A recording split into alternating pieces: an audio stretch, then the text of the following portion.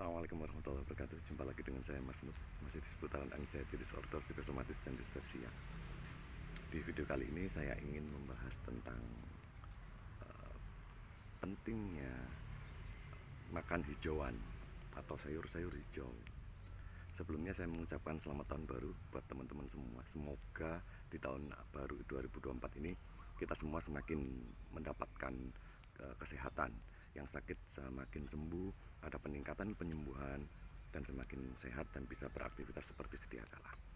Alhamdulillah saya pengidap penyakit anxiety disorder psikosomatis gara-gara salah atau ngawur berpola pikir, berpola makan dan pola hidupnya. Sering begadang, makannya ngawur, semua dimasukkan dalam perut. Pokoknya mulutnya minta apa, kita masukkan semuanya, dan ternyata itu salah. Dan ketika kita sudah menyadari bahwa hal tersebut salah dan kita berkewajiban untuk mengembalikan perbaikan pada tubuh kita. Saya melakukan perbaikan selama ketika sakit ya, masih belum kuasa apa-apa, itu sekitar 3 bulan ya, 3 bulanan awal dari panic attack pertama. Terus setelah itu ketika sudah mulai bisa mengendalikan diri, itu saya belajar betul tentang cara untuk memperbaiki kondisi tubuh.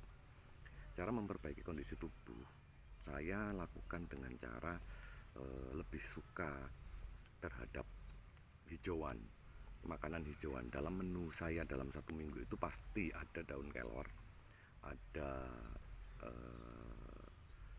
daun bayam, sop-sopan itu. Tapi sop-sopan itu saya paling suka ya, jadi sop-sopan itu seminggu bisa sampai 2 kali sampai 3 kali. Kalau kelor ini bisa 2 kali, bayamnya bisa 2 kali atau sekali terkadang.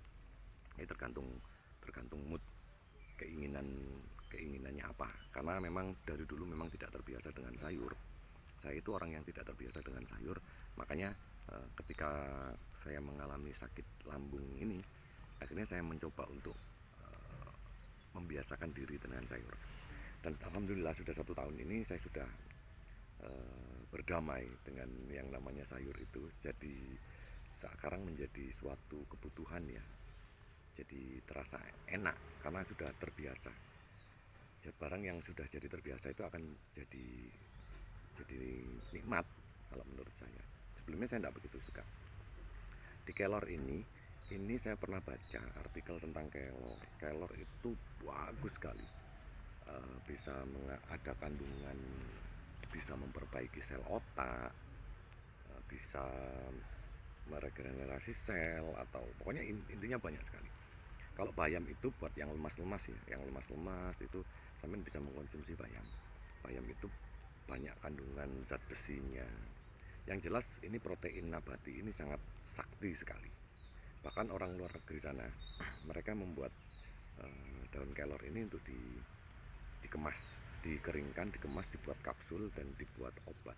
Ada beberapa saudara saya yang dia susah sekali mendapatkan daun kelor, yang hidupnya di tengah kota. Mereka selalu mengkonsumsi 2 kapsul kelor kelor bubuk. Setiap hari dia konsumsi 2-2. Saya tanya alasannya, ya itu tadi, untuk mencukupi kebutuhan gizi, kebutuhan vitamin, mineral, dan lain-lain di dalam tubuh, terutama untuk urusan otak, peredaran darah juga. Sayur-sayuran itu sangat-sangat bagus untuk peredaran darah, menjaga hipertensi, terutama orang-orang yang gemuk-gemuk. Kalau saya alhamdulillah sudah mulai bisa menyeimbangkan tubuh ya. Sebelum saya sakit bobot saya itu sekitar 75, 74, 75.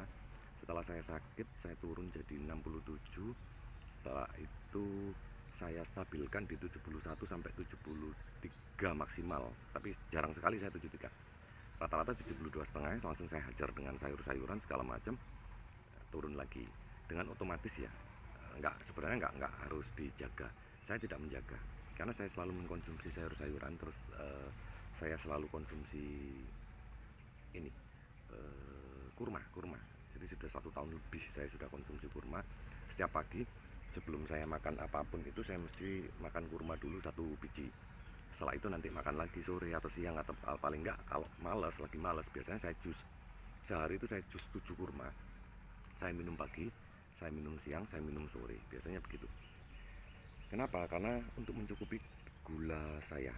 karena saya sekarang sudah mulai menghindari yang namanya gula dalam bentuk apapun itu, gula pasir atau bahkan gula di nasi ya. Nasi itu kan ada kadar gulanya. Saya nasi itu sekarang saya kurangi sedikit. Saya tidak terlalu banyak makan nasi, tetap makan nasi sehari sampai 3 kali tetap. Cuman porsi makannya itu selalu sedikit nasinya.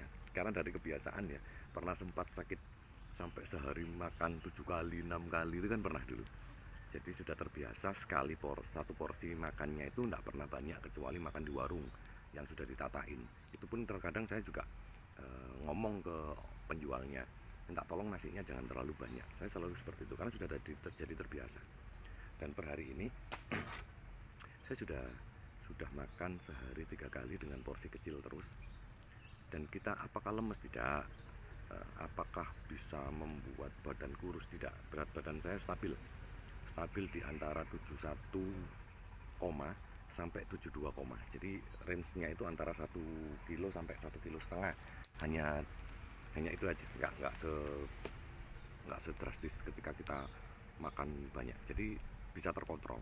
Pengontrolan gula darahnya itu ya dari sayuran dan kurma-kurma. Gula darah, lemak dan lain-lain itu saya pikir dari sayuran sama kurma itu tadi. Kalau buah-buahannya saya bebas, buah-buahannya saya sering makan buah.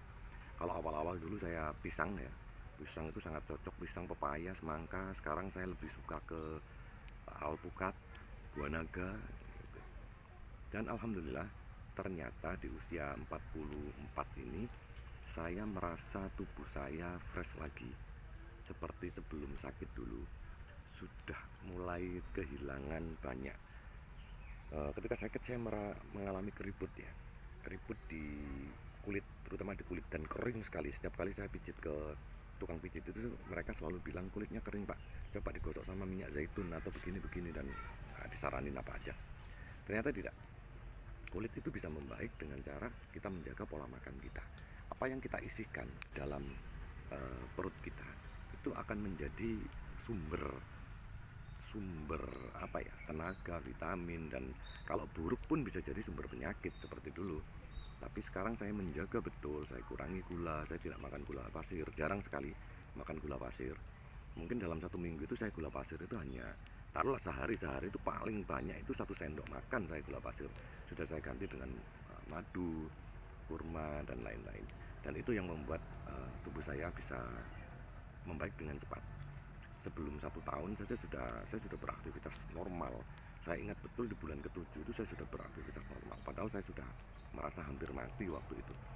Seolah-olah kayak umur itu nggak panjang ketika sudah mengalami panic attack sampai 3 kali. Terus menghilangkan traumanya itu kan yang lama. Nah, trauma itu juga akan mudah atau cepat hilang ketika vitamin otak kita terpenuhi. Jadi saya kelor ini buat vitamin otak ini sangat penting sekali. Saya seminggu bisa 2 kali, keseringan memang 2 kali saya kelor ini. Kebetulan saya dari hampir 1 tahun yang lalu, 7 bulan lalu kalau nggak salah, saya itu minta ke tetangga, batangnya itu saya potong terus saya tancapkan aja di tanah saya.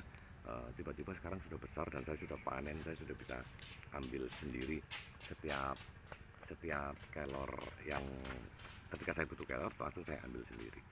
Jadi begitu caranya. Jadi ya semoga teman-teman bisa mengalami penyembuhan dengan cepat, dengan cara masing-masing, dengan cara yang terbaik buat sampean semua. Semoga bisa hilang sepenuhnya di tahun 2024 ini. Terima kasih sudah melihat video saya. Assalamualaikum warahmatullahi wabarakatuh.